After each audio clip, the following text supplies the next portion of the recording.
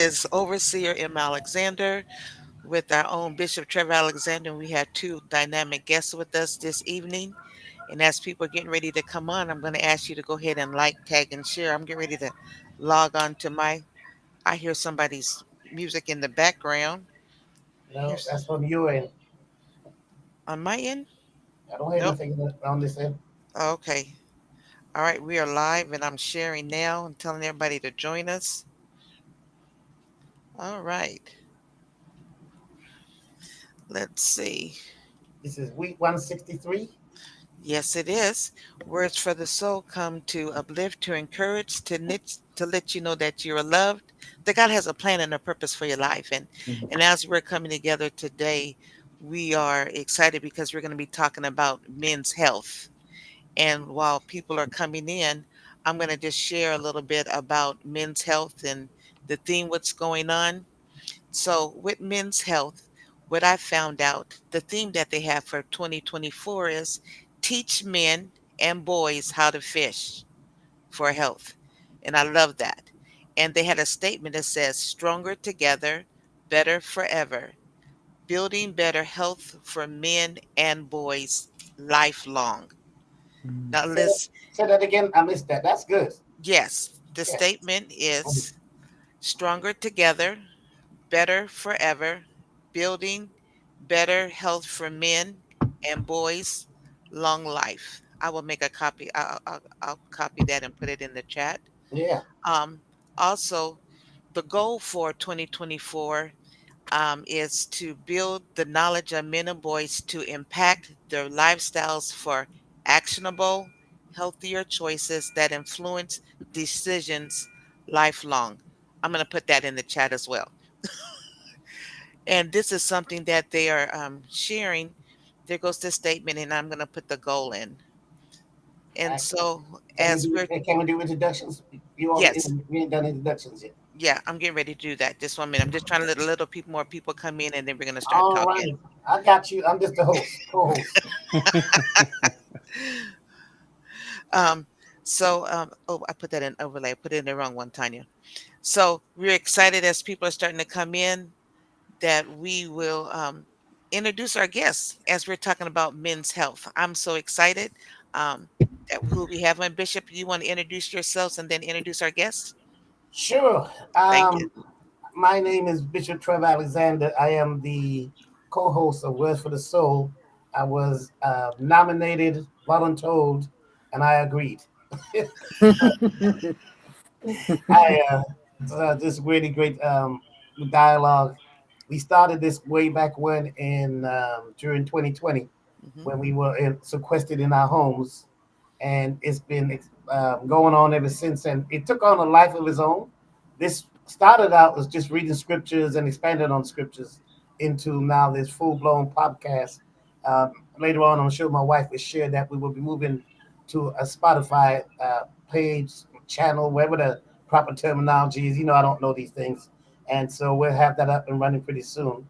So we have two wonderful guests with us today. I Y'all don't know this, but while we're off screen, I said this is a UIW connection. I graduated from UIW, well, in Conwell College slash UIW, um, way back when. Until I see you laughing because you got a joke coming up already.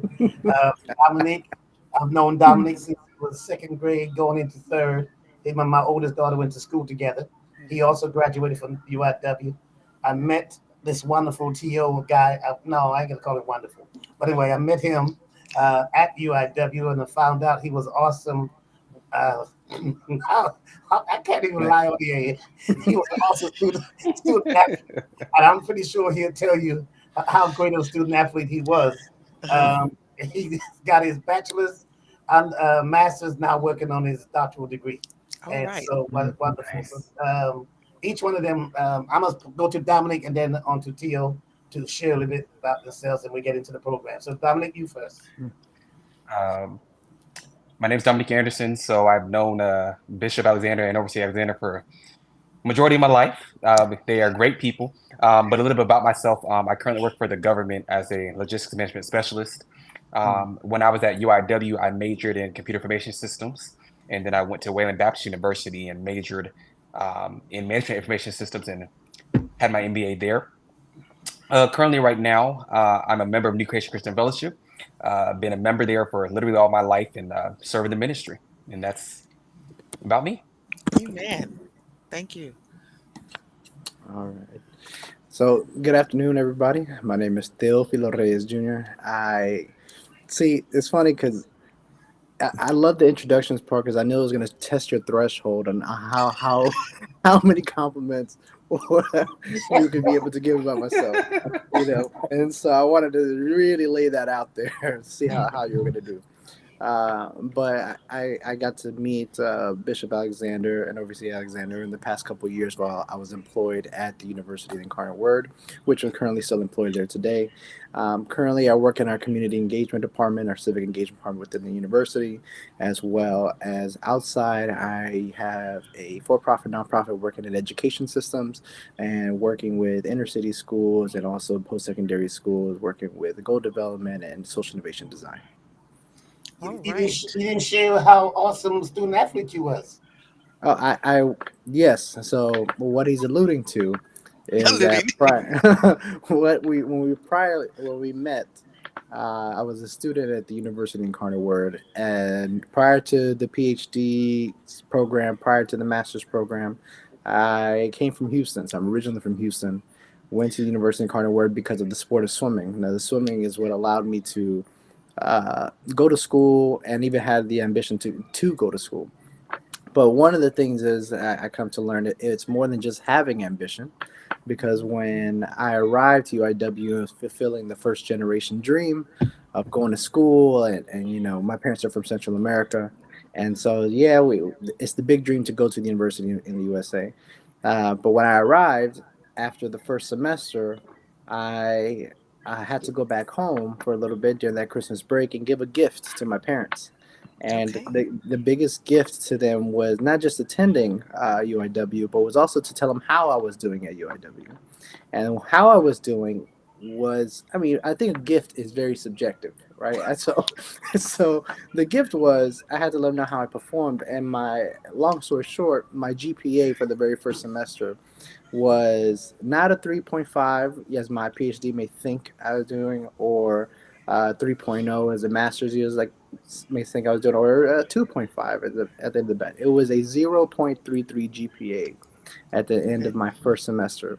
And that started my mental health journey a little bit right there. I didn't And know your GPA could ever go so low. oh, well, he has no problem verifying to see if it can go that low. He had no problem reminding me of my resilient journey to this point. So, so that's a big part of actually my academic journey, and what are the type of work that I do now going to schools.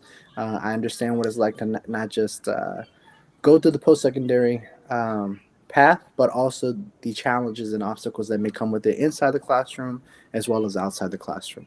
And so I help a lot of young men. Like this past year, Dr. Alexander and I worked together to do a Brotherhood Summit at the University of Incarnate Word, working with young men in inner city schools as well as their father figures and guardians to not just promote continuing education, but also try to fill the gaps of the the elements of what they need outside of school as well. Oh, that's good. Yes, That's ma'am. good. All right. We got some great guests coming on. People are coming on in. Um, as we're talking about men's health. Men's health. I'm going to start off with in the chat, you'll see there is the theme for this year. But I also want to share there's like a little statement they said.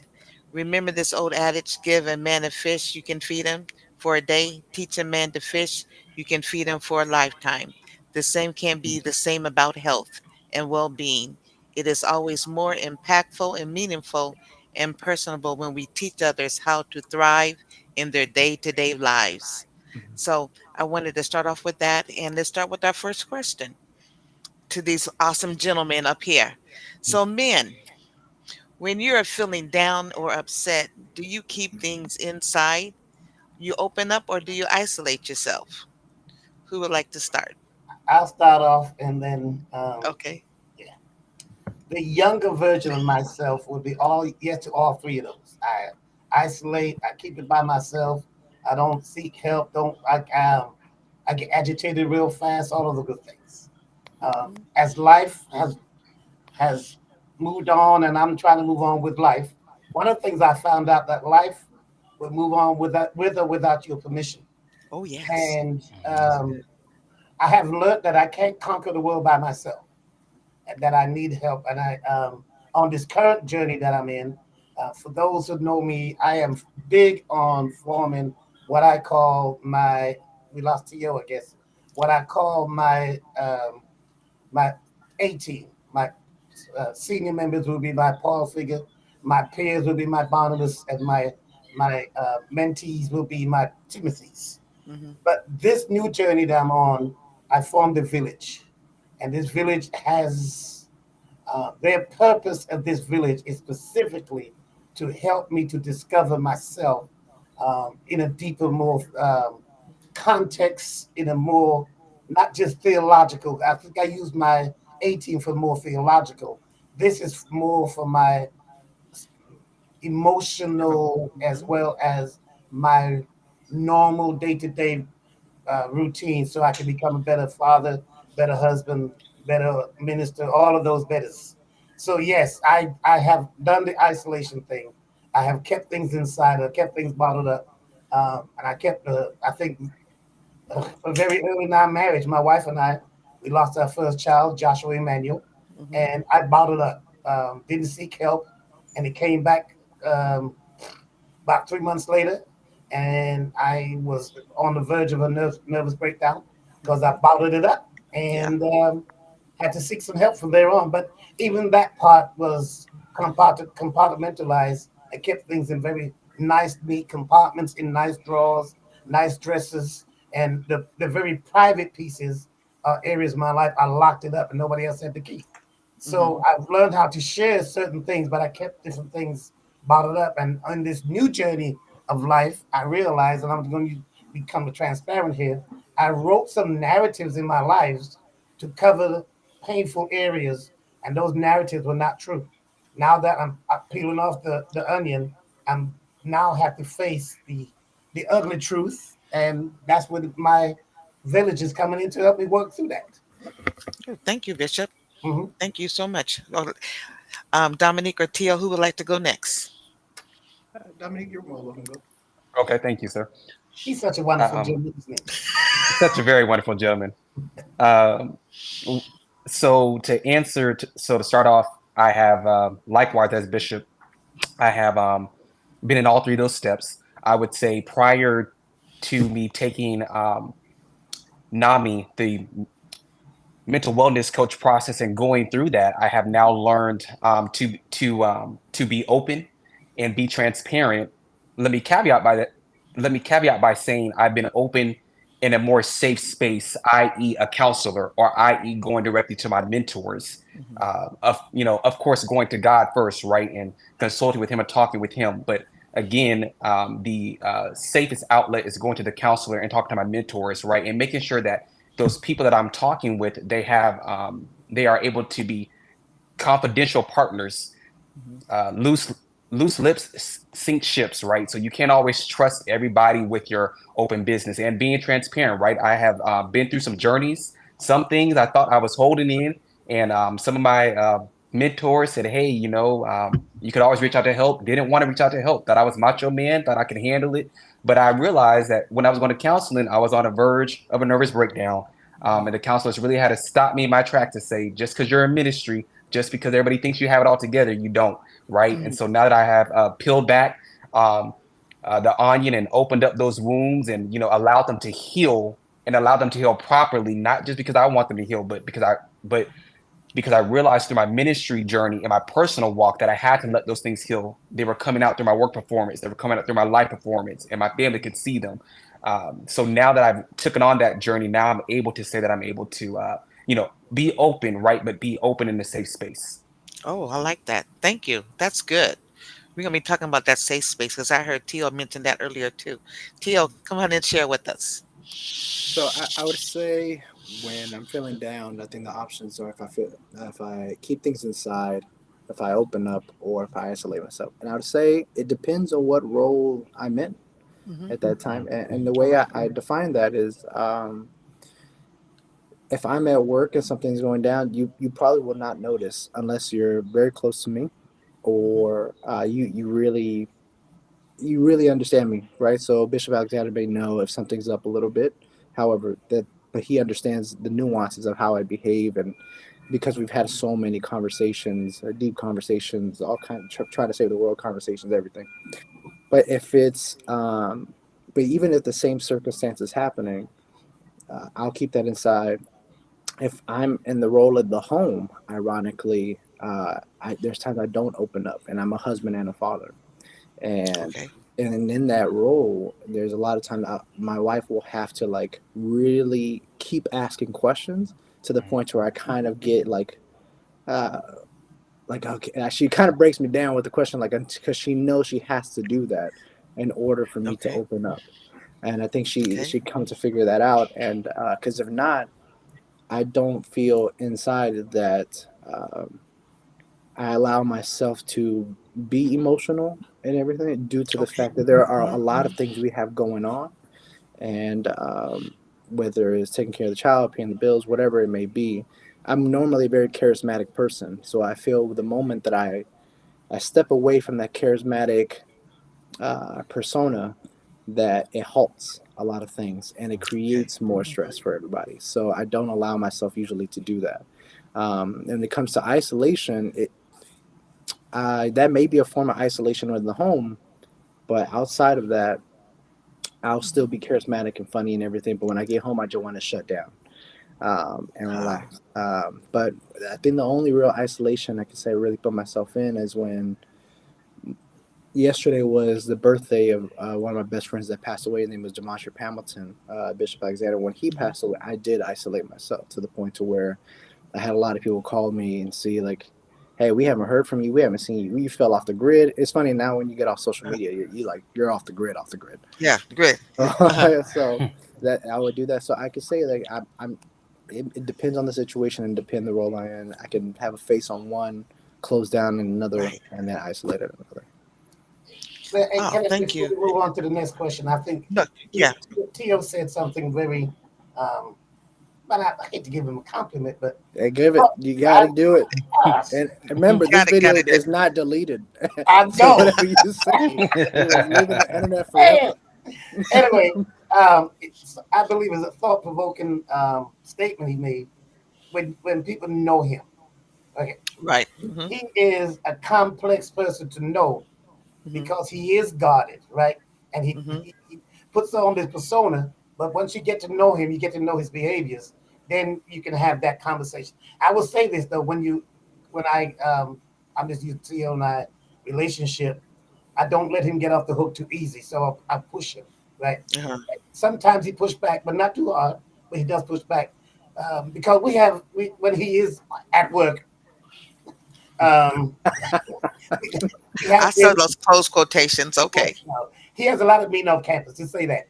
Mm, Um, when he's at work, we have daily conversations, Hmm. and over the years, I've gotten to know his persona and where areas he's guarded, and I'm very respectful of those areas, but I do push into it, and he allows me in there. But I think that's the key is getting to know the person. Okay, before we go into the next one, you brought up two things. I first want to say for Dominique, thank you for being a wellness champion mm, going through the NAMI Bridges to Care program. Thank you for that because that means a Welcome. lot. As Tio said, his wife has to push him to get some questions asked. And we're talking about men's health. So I'm talking for those who are on, if you're in a relationship with someone, do you see that a lot of times when you're in a relationship, do you have to constantly keep asking that gentleman, your husband, the one you're in a relationship, hey, let me know, let me in. What's going on? Let me know what's going on. Because Tio said if his wife did not keep asking, and it didn't seem like it agitated him, but if she didn't press him, he wouldn't bring it up. And a lot of times, if we don't press in to get that information or for you to Mm. peel back that onion, it's not just going to come vulnerably. So, would you say, I guess a question to you three, when you're in a relationship with friends or with your spouse or whatever, would you say it is needed in order for you to open up for someone to press you, and how far should they press you before you know that that's just too much? Anybody can answer that. So I'll start off. For me, at times it's needed and at times it's not. It just depends on where I am in that process. Hmm. Like Tio said, right? If my significant other knows me well enough, Hmm. they should be able to tell if I'm going through something by my body language. Normally, I'm a talkative person. If I'm quiet, then I may be going through something. If I'm always looking like I'm thinking or in deep thought, right? They'll question me. Now, if they give me about 3 questions, Uh-huh. after that, I'm like, okay, that's my limit. Let me just tell you what's going on. This is what it is, and here it is. After 3 questions, that's it for me.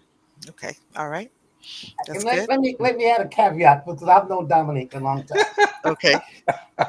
Ah, Dominique has to be pushed Hmm. a lot of times, I do. but Dominique is also hard-headed and does not always receive Okay. what is being said. But he will circle the wagon at some point after he done bumped his head a few times and said, "I should have listened to you." Right? Hmm. So, Yeah, you're right. You're right. That's right. right. That's right. So I would say that Dominic is in my opinion very the model for some of us men, and definitely I see that in the younger generation. They seek help, but does not always follow the instructions or advice being given. And I had to say guilty on that. I had a revelation the other day with my natural health. I didn't follow my doctor's instructions whatsoever. None Mm. whatsoever. And in my prayer time, the Lord said, "Well, you expect people to follow you when you give advice and you're not following this doctor." I'm like, "Ooh, Mm. Yeah. yeah." It Mm. was. Yeah, I got spanked by the Lord the other day, and so Dominic, I feel you. I guess I'm that guy too. I don't always follow instructions either. I So hear you. yeah. Tio, Mm. thank you, Bishop. Good Mm-hmm, question. Follow up on that. mm-hmm, I would say in regards to that, it depends on who it is for the Yeah. most part. That as I mentioned, if me and my wife talk, she presses right, and she just because she knows me Right. in that regard, and it's not a as you mentioned right to the point to where when I finally give in, it's not a lashing out or anything like that. It's like okay, I maybe there's something subconscious. It's like okay, she's very interested to know how to really help. She genuinely cares. Mm-hmm. Allow myself to be vulnerable in that sense because I don't have a bad relationship with the word vulnerability, right? Okay. It's just more Okay. of just as I mentioned to her actually recently is I when I was a child I was very emotional, Okay. right? Very emotional. There was a point where my father was in prison for a while, and it was just my mother, my sisters, my niece, my grandmother. For a long time, so I grew very close to my mother and everything like that. And then Mhm. once around 13, 14, there was a point to where I usually would normally like just like angry cry or whatever Uh-huh. the crying was. I Uh-huh. remember there was a point to where I said like, you know what, because I had a lot of male cousins, and they'll Yeah. be like, "What you crying for?" Blah blah blah blah, whatever. Yeah. But like, you know what? That in this next situation where I would normally cry, I'm not right. Okay. Best believe that happened the next day, right? And so next day it gets to a point. So what a place where I would normally want to do whatever, I fight it and I don't. And I just remember thinking in that point, like, man, that was a lot less messy, right? That Huh. was a lot. Okay. Mhm. That was a Mhm. lot Mhm. less messy. And from there on out, you start working at that skill. And then I remember fast forward, I had a point to where I went through a divorce. I was going through a divorce, and Mhm. I was in the Marine Corps.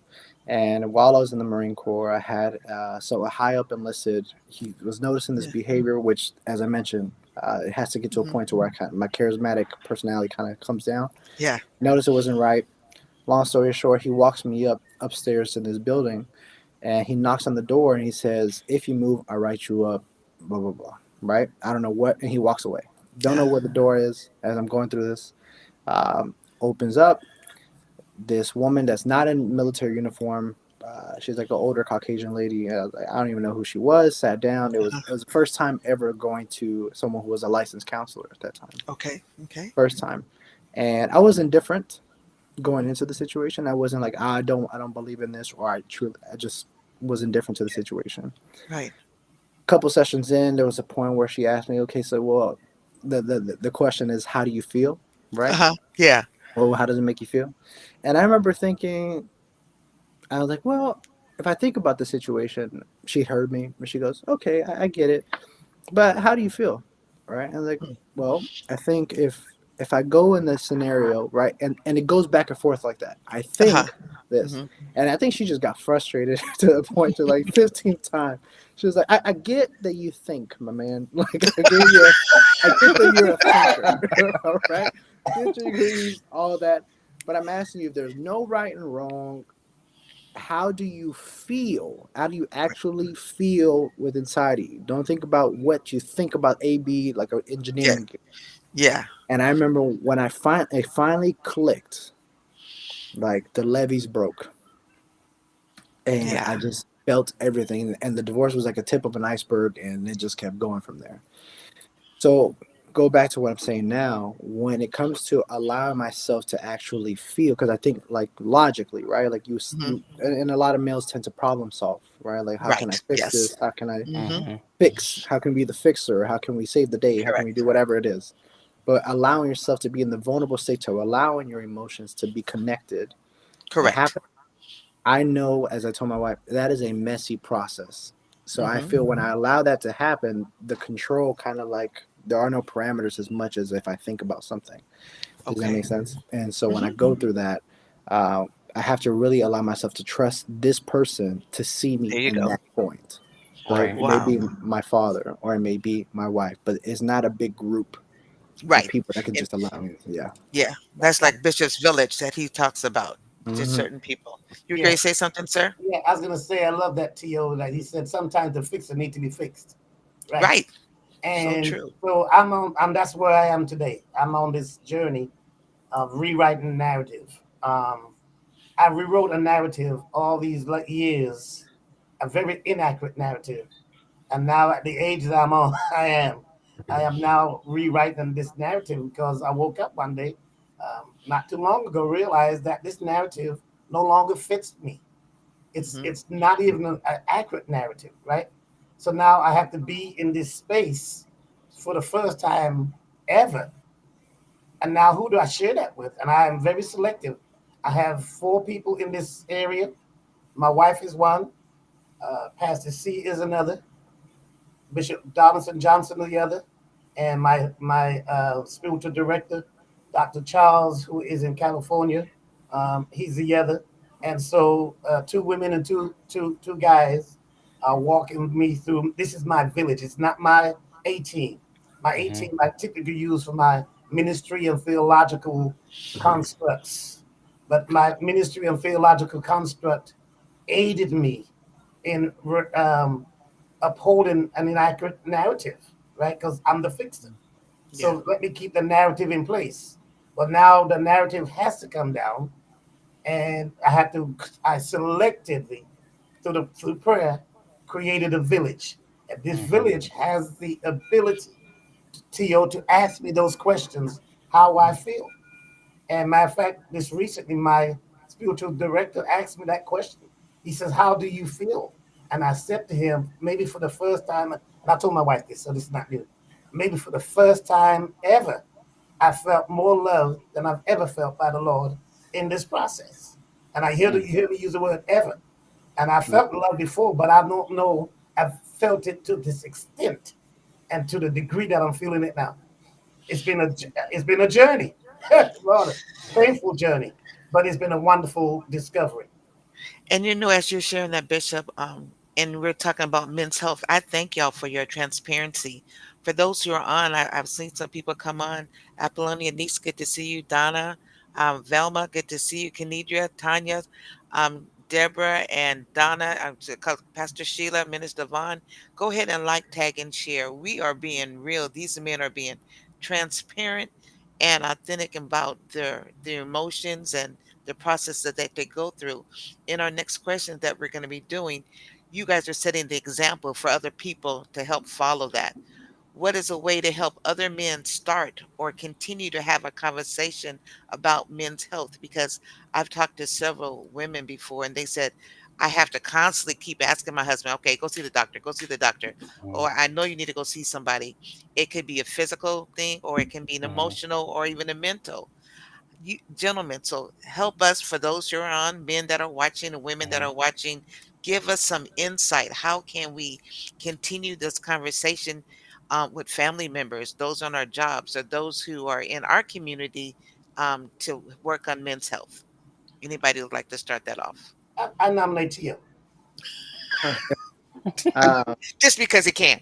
yeah, no, I'm speaking of wellness. I worked in personal training for many years. So my bachelor's was in kinesiology and Okay. different clientele, all the way from top to bottom Okay. of individuals that are blue collar, working the 80-hour work week just to get by, to Mhm. individuals that had law firms and all that stuff. And there was something that was always present in each one, that you can have the biggest mental capability, you can have the biggest, uh, most laborious construction job and everything like that. And at the end of the day, when your heart gives out, it doesn't matter about your occupation.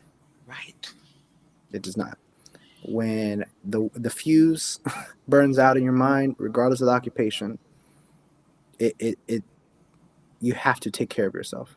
Have to. And so we think about that hormone of cortisol, right? The stress hormone, as we know, is the one where if we get nervous about public speaking, our hands start to sweat. It's the one that we still start to feel the pain in our chest. Hmm. That it is unbiased. That cortisol hormone is unbiased regardless.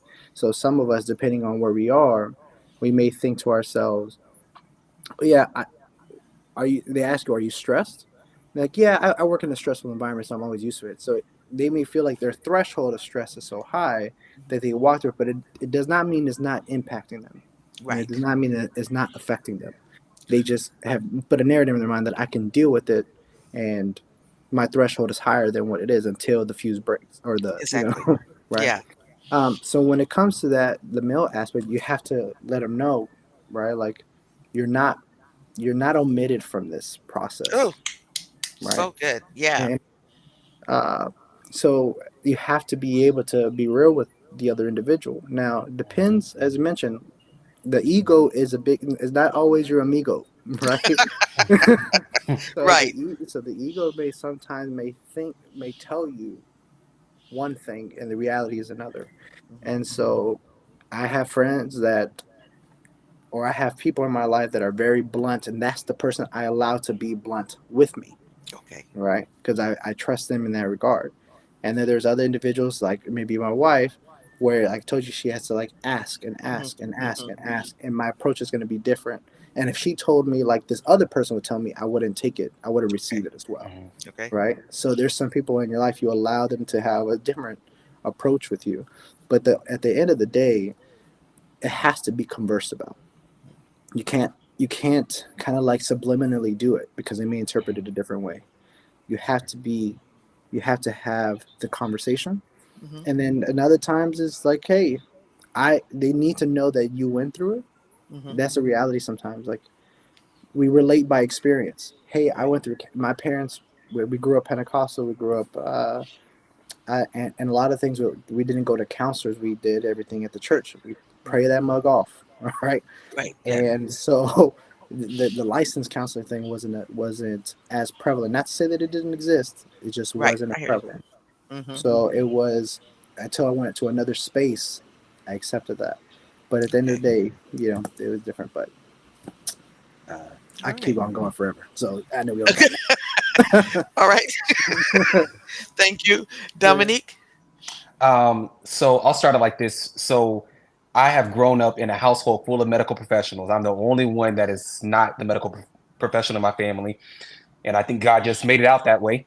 But for me, my parents and my sister, they work in that field, always tell me about, make sure you go get checked out, make sure, okay, yeah, yeah, yeah, I'll do that. But with me working in a high stress environment, I've learned now more than ever. Uh, going to the gym is my friend. Going to the gym will help Okay. me to release the stress. Going to see my counselor, having those routinely check-ins helps me to release, the stress or the things that I can't talk publicly about. And then, making sure that I expose to those that are going through some of the same life issues I've went through. Let them know about my journey. How did I come through it? What steps did I take through to get through that? Men, our egos will drive us. We don't need to go to the counselor. We don't need to go sit down and talk to nobody. The world will tell you alcohol, drugs and everything else will help you to Mhm. soothe everything over. It's just a band-aid. The reality That's it. is you've got to get to a licensed counselor that you trust, Hmm. a licensed counselor that you trust to hold yourself and to talk with them and to walk through with them. Men, you got to learn how to cry. It is okay to cry. That's It is good. okay to let your heart open, right? Don't bleed out on somebody, but cry, and then, give yourself 3 days, lick your wounds, hold your head up, poke your chest out, keep moving, right? Yeah, But it is okay to allow yourself to be vulnerable. Just make sure that you're vulnerable around the right audience and not the wrong audience. that's good. I like that. I Um, Go ahead, Bishop. I was going to say it for you to go next. Yes, sir. okay. I think to the question, and thank you for these wonderful men for sharing. I sit in a really interesting position because of my relationship with both of them. Right. So I agree, seek help. But I think TO created an environment recently to help the conversation. Okay. When we got those high schoolers together, I don't remember exactly when it was, TO, but I was with the fathers, about 30 or 40 Mhm. fathers in this Yep. group, Hmm. and we were there to talk about mentoring and all those other things. Hmm. And in the group, one of the fathers ventured into vulnerability in a wider open space, um, in a very strange place because I don't think everybody knew everybody so well. But he shared that he just lost his wife at that time, maybe a couple months into this before coming today. And it was a very vulnerable space for most of those men who did not know how to respond, right? Right. But I think when you create spaces for people together, I'm gonna use men since we stay with men. Correct. When you Okay. create spaces for men to gather, that's a great place. Mm-hmm. Now, I would say to you, not be careful when you create those spaces, because you will. I'm gonna use To's word. You will open up the floodgate, All and right. if you're not prepared to Mhm. receive the information, and that Right. means for yourself as well. So, making sure if you're gonna do this and duplicate this, make sure you have some people in that room who are capable of That's good. handling what may come out of this group. So I believe that what is necessary moving forward is to create this type of a platform for men to sit down and have the conversation. Oh, I like that. My father never had, and I'm going to move into the other question, but I'm staying here. We never Uh-huh. had this conversation about health, mental health, physical health, none of that, right? When I go to the doctors and they ask me about family history, medical history, I Hmm. don't know much about my Mhm. family medical history. Only certain things. If they press me, my Right. answer is I don't know, right? Hmm.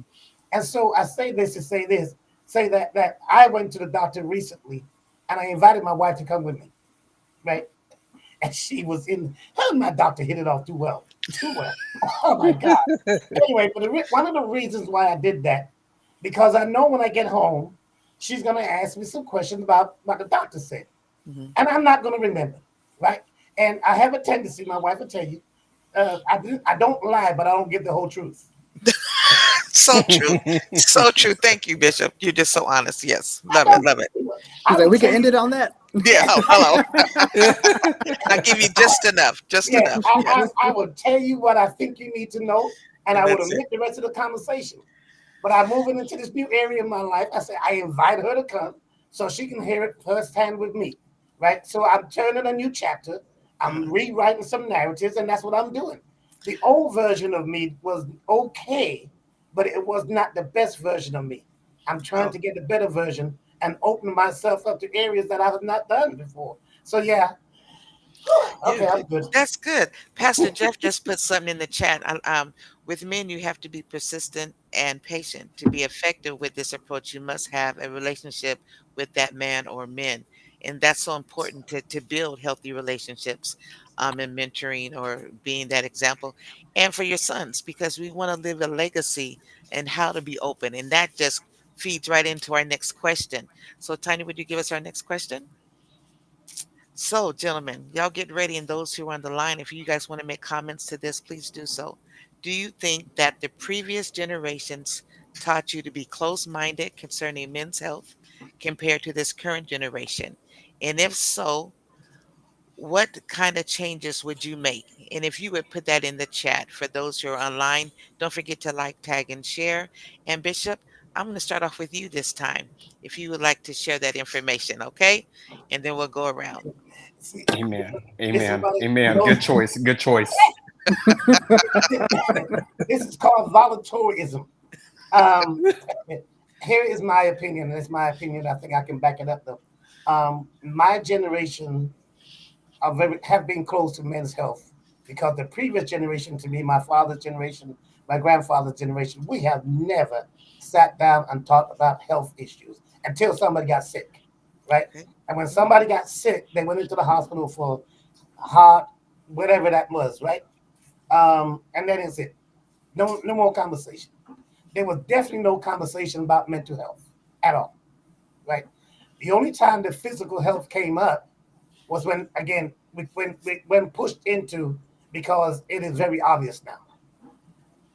Strokes, so all of those things are in my family, Okay. but I don't know much else after that. So I don't know, and I think I've fallen into that. Let me backtrack. I fell into that by becoming very close in certain areas. Thank God I'm married to somebody who didn't grow up in my household, and she's pushed me to do those visits and hospital visits and annual visits and all those other things. I've even turned the annual visits into the joke. Okay, let me give you the joke when I walk in there. And for men, this is for men. Women, you may have a completely different understanding, but when women walk in there and we have to do our annual checkup, right? My doctor, and I've had mostly females doctor. I dread that place when he says bend over, right? Mm. And they put that lubricant on that glove. There's something inside of me that says you're about to violate me, right? So I've turned that process into a joke. So I say something to the doctor now. Can we do some whining and dining before we get to the stage? Because I'm very vulnerable at this time, right? And I go through this script, and the reason I created this script is to lessen the impact. And then I asked the doctor, why do you always snap that glove? And as why? You don't understand. It's traumatizing enough. Don't snap the glove, right? So I create a jovial relationship for something very personal, and yet in certain areas, very vulnerable, right? So that's how I created this. I handle this is by turning certain areas into my life into a joke. Otherwise, it's very scary, it's risky, and very vulnerable. So I'm trying now through these type of platform to help men to open up and talk about these things, which we never had. In my generation, it was never a platform available to me to have this right now. This sitting here and talking about it. This was not done. It was only done out of necessity. So we have to change that narrative. We have to take the risk. And I love what these men are saying. It's gonna start with us. We're gonna be the model to help other people move into that. That's my answer. Dominic, you got it. Amen. Amen, Bishop. Amen. Ooh, if you gotta say this. Okay, so I will start off by saying I don't think, as far as my upbringing, that the previous generation was closed off. I would say that there was instances of the previous generation that were closed off. As life has matriculated and I've gotten older, I think the previous generation is now open more to making sure that they go get their annual checkups, to making sure that we watch our cholesterol, we watch our bad cholesterol and everything else. And in this current generation, I believe that we are adopting some of those same measures about being open and transparent. However, since Bishop is being transparent, I'll be transparent too. My doctor told me last year I went through a very tumultuous time. I lost some weight. Don't have too much weight to lose, but I lost some weight. And my doctor said, you need to get in the gym. I said, okay, I'll get in the gym. Was not in the gym for a whole year. He told me to stop eating extra cheese. Then I stopped doing that. So this last annual visit, my doctor said, okay, looks like you've been in the gym. Yes, sir. You cut back on cheese. Yep, I have. But and the reality of that was I did not want to take my doctor's advice. Again, I was being hard-headed, right? But then I finally had a realization: if I continue to be hard-headed and if I continue to don't listen, I'm gonna end up being in a place to where I don't want to end up. And when you're in a family of medical providers, they ask you a ton of questions, and it's just like, okay, forget it. I'm just going to yield and say yes to the Lord and do what I got to do. But I honestly do think that this current generation is adopting to be more in tune with their bodies and more self-care. However, I still think that men, we deal with our egotistical, mindsets of I don't need to go to the doctor for this. It's okay. It's just a toothache. The root canal can wait, everything else. But reality is all that stuff connects to your health at the end of the day. Yeah, let me just say this before T.O. answers. My nickname for Dominic is $150. He don't weigh close to $150 at all. I'm speaking prophetically. I'm trying to get there. I'm still trying to get there. All right. So the question was, do you think the previous generation taught you to be closed-minded? And there's two parts to this. So the first part, as a macro level, I used to, growing up, I felt like it was there.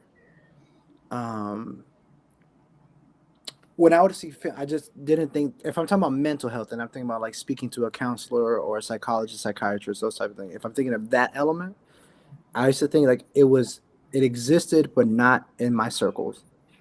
In a sense, like I would watch TV and I would watch movies and I would see like mostly Caucasian individuals like in the films playing, like they're laying down on the couch and they're listening to a counselor, those types of things. When I would see like people of color in the sense, I would see it more of like a social welfare type environment, like a counselor or like a social CPS type situation. Like it was like a rough situation that got to a counselor. When it came to Spanish stuff, I just didn't see it at all, right? So it's like I knew it existed, I just didn't see like it for us. You get what I'm saying? Like in regards to mental health aspect of it. So I knew it was there. I just thought it was more of a luxury. If it came to us, it was more of a luxury because of whatever. And it came into the home. My father never really preached it. He just did it. So let's say, for example, if he there was a stoicism to my father growing up before I moved out to college.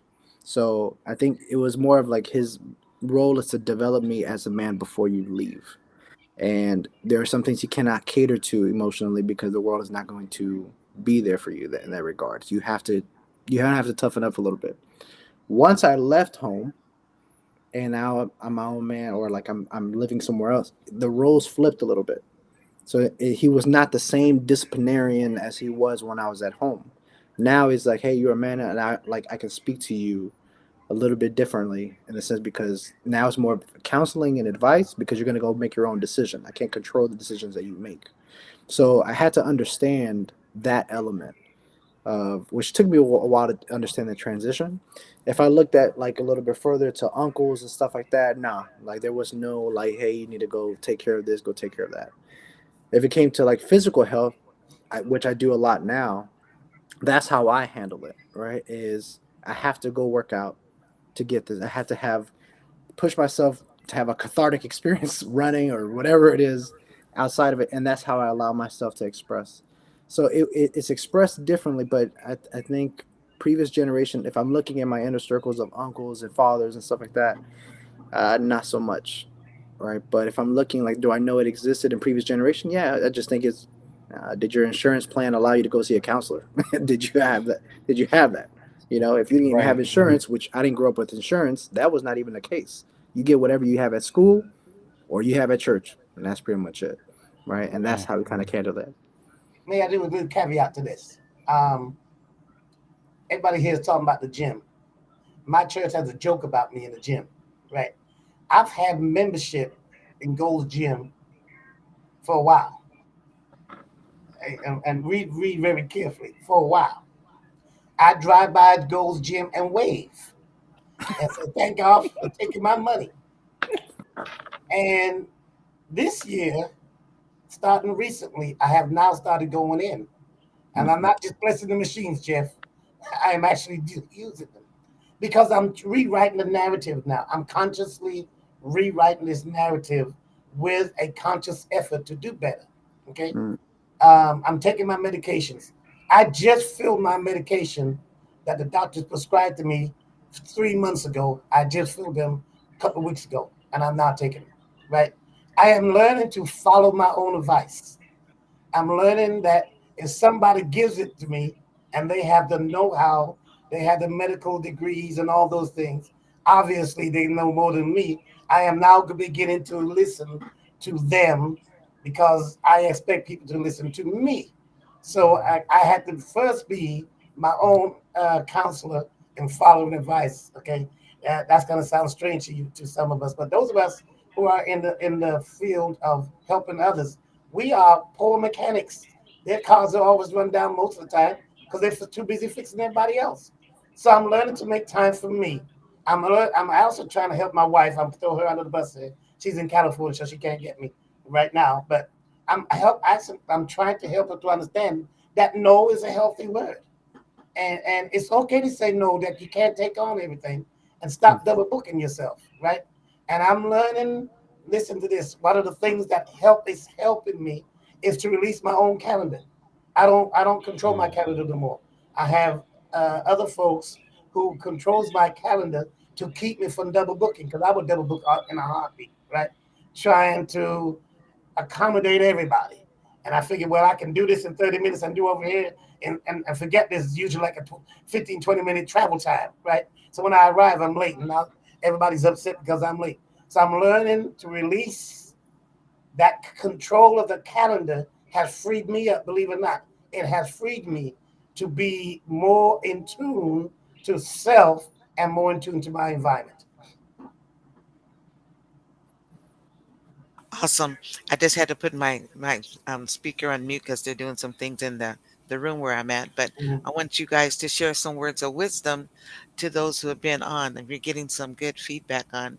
So, gentlemen, share some words of wisdom to those who are here that will see or now, or those who will view later, I and how nominate, to help them. I nominate Every, myself to go last. oh, I agree because you I can close us nominate out Tio in to go prayer. first. Okay. All right. Yeah, and so no, once again, I want to thank everyone here for allowing us to be able to share, and whoever this may be able to help, I hope it helps them as immediately as possible. There's no delay in whatever it is that they're going through. But I would say my thing is when I go to these different schools, one of the phrases that I say is pursue your truth, and you know that better than anybody. And so my thing is, as I mentioned, like growing up, I thought this was for this people. I thought this was for that. That was man, if you would have saw me at 18, I spoke a lot differently. I mean, there's a lot of more slang and everything. You know what I'm saying? But when I go to these schools, is I tell people like you are worthy of everything. You're worthy of treatment. You're worthy of help. You're worthy of being able to feel what you're feeling. It's not just for a select few, regardless of whatever you think. And so, whatever your truth is, that is what genuinely you're going through. And if whatever someone told me before, if you're trying to help someone move to the next chapter of your life, how can you do that if you can't turn the page on your own? And if you can't turn the page on your own, you have to stop and take a look at that. So for me, is I, don't be afraid to acknowledge what you're going through right now in order to be in the place that you want to go forward tomorrow. And if you want to live in your truth, you have to acknowledge the truth today. So pursue it, but you have to acknowledge it now. Dominic, Minister Dominic. That's a tough act to follow. Thank you, T.O. You did great. Um, so I will say this, men, those that who whomever going to watch this, men and women who are going to watch this, I will say this: be okay with not taking everybody with you. The higher you go in life, the smaller the top is going to be.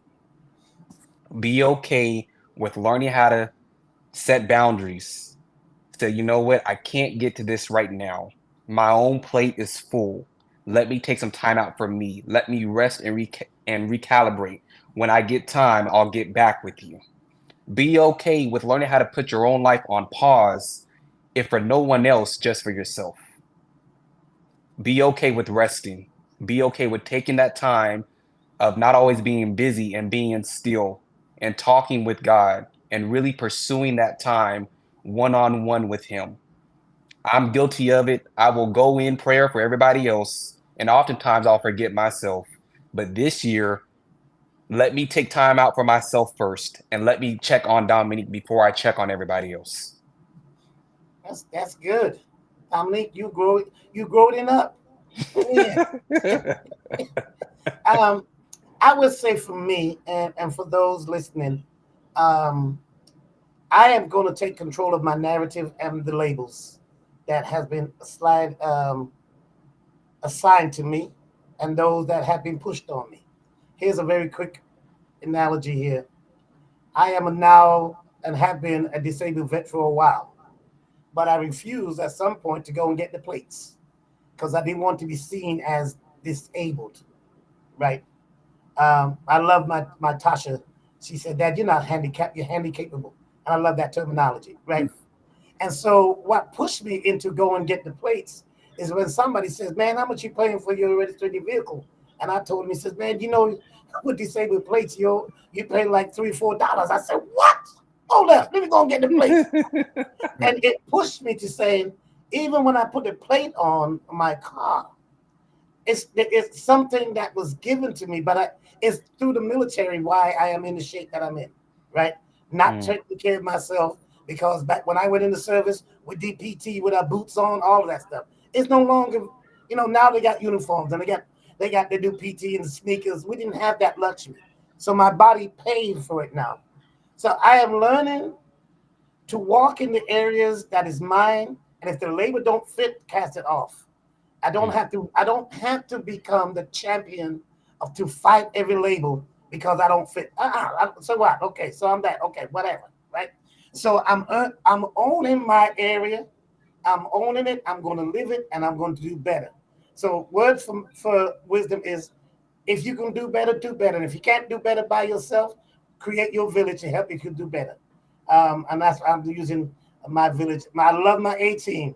My A team is my theological ministerial, but my village is for me in my journey of self discovery. And I am rewriting this narrative, and I'm enjoying it. It's painful, it's hurtful, it's all of that. But my God, I feel better today than I felt in years. Years. Well, thank you for sharing that, Bishop, and thank you, Dominique and Tio. Um, Want to say for the women that are in relationships, or those wives that are on, and when you see your man going through something, be that encouraging person to say, you know what, we can walk through this together. Say you're not walking alone. I'm here to help steady your ladder, so you don't have to worry about that. So the more you affirm them and let them know that you support them, the easier it's going to be for them to go and get and seek health. Um, Go into the doctor if it's physical or mental or emotional. So I would say, as words of wisdom for women, stand by your man. That song, "Stand by Your Man," but also be that support. I liked how Tio said, be ask God to give you wisdom and how to press, but not mm. too hard. But press in love, not when you're agitated with them. Press when you know the will to hear. So I'm gonna mute my thing again because they're still in Daddy's room. But Okay. Bishop, I'm gonna put it in your hands. All This has right. been awesome. Thank you. Thank you. Tio, here's going to be my new approach moving forward. See, T.O. has a habit of coming to my office when he's at work. Um, his opening line is, "What's new in the world?"